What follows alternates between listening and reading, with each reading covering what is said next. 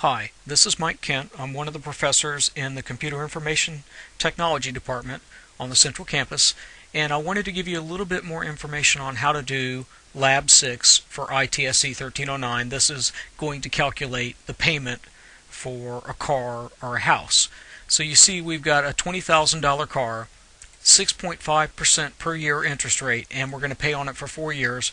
So right here I want to use the payment function to calculate how much the monthly payment will be for this car.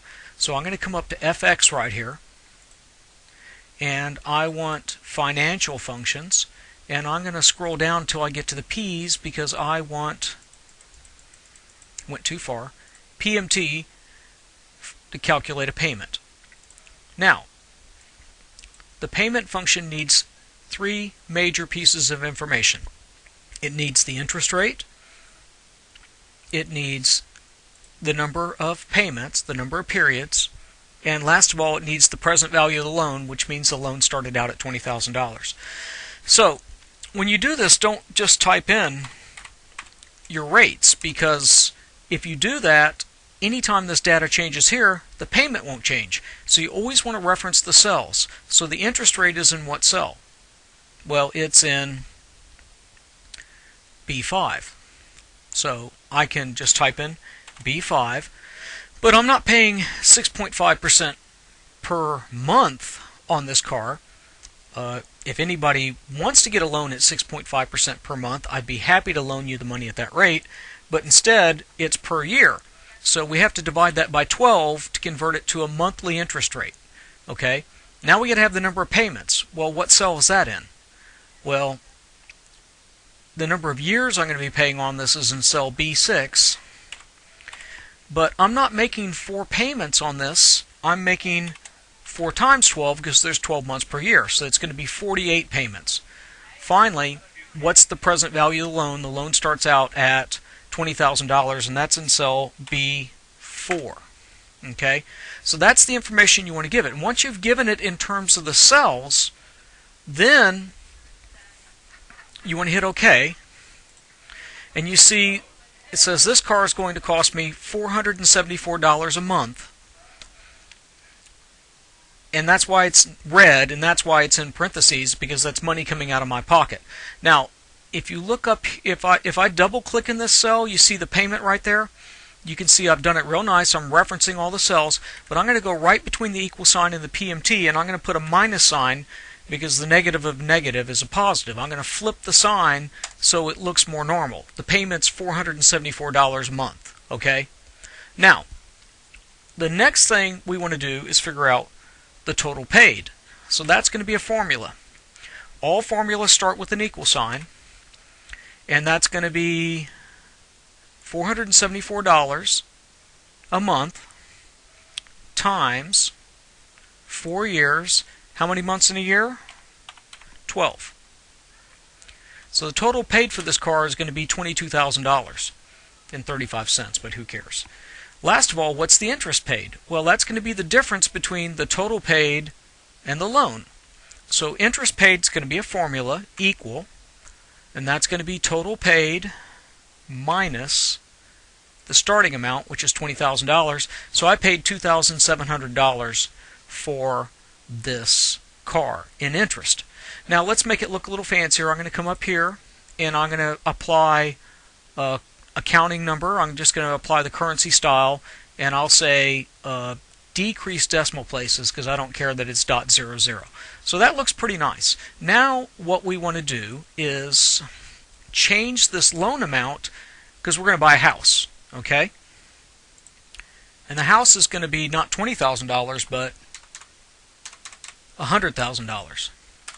Oh my God, that's a really large payment. Well, that's if you're buying the house over 4 years. Most people buy a house in 30 years, right? So, oh, that looks much more reasonable. Now, in reality, it's not that cheap to buy a house because you also have to pay insurance and you have to pay property taxes. So that's probably going to add another $400 or $500 a month to the cost of that house. But you see, the total I'm paying in for this $100,000 house is $227,000, so it's $127,000 of interest. Now, this changed and I'm going to edit the formula by double clicking on the cell. You see I'm referencing the cells up there, so anytime the data's changed it automatically recalculates. Now to do a comparison between a 15-year loan and a 30-year loan, I'm going to grab all these cells right here and copy them. Then I'm going to click in column C and I'm going to just do a paste. Now I can hit escape to get rid of the dotted lines to show what I selected. I'm just going to hit the escape key on the keyboard, and I'm going to change this one to 15 years. And now you can see that we're saving a ton of interest on this house payment. So how much interest saved? That's going to be, I'll do it as a formula, equal, that's how much for the 30-year minus the 15-year. So I'm saving $70,000 by going to a 15-year loan.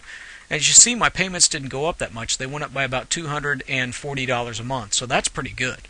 That's why people get a shorter loan amount, a shorter loan time. So let me talk about the most common mistake I see people make when they do this lab. So just for grins right now, I'm going to delete the payment from here, and I'm going to do the FX again for column B, and I'm going to go down to payment and hit OK. And then I see people do this. They say 6.5% divided by 12, number of payments. Sometimes they type in a 48, present value $20,000. If you do that right here, well, first of all, we got to go in and put this minus sign in it again. So that says a $100,000 loan is $474. Hey, I'm going to get $1 million loan. Hey, that's only $474 a month. Because even though I put $1 million up here, in my PMT function, I hard-coded these values. Okay, they shouldn't be hard-coded. This shouldn't be 6.5%. It should be cell B5. This shouldn't be 48. This should be number of years times 12. And then last of all, this, oops, hit the wrong key. Last of all, if you look at this part right here where it says $20,000, that shouldn't be $20,000, that should be B4. So you always want to reference it in, ooh, that's pretty bad. If I get $1 million loan, that's $6,300 a month. So let's go back to $100,000. Oh, that feels better. So always code your formulas in terms of the cells, not the numbers. Okay? So, by the way, I want to show you this. When I copied my payment from column B to column C, what did it do?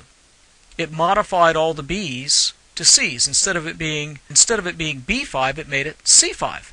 So this is what you need to do to get this to work, and you have to do the same thing on the investment calculator sheet. You always have to reference the cells, not the hard-coded numbers. All right.